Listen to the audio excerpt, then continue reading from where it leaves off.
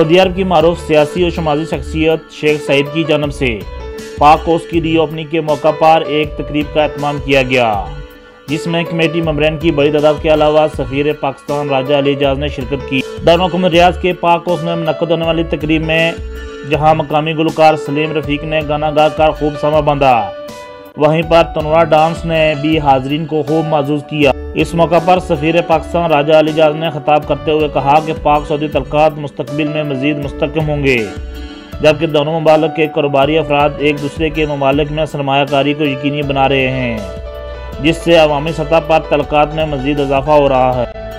इस मौका पर शेख सईद ने कहा कि सऊदी अरब हमारा दूसरा घर है और मकसद रात से यहाँ मुकीम हैं। हमारे एग्जीक्यूटिव और कारोबारी हज़रात ममलकत की तरक्की के लिए बेपनाह काम कर रहे हैं, जिससे पाक सऊदी तल्क़ात को मज़ीद तक़वियत मिलेगी।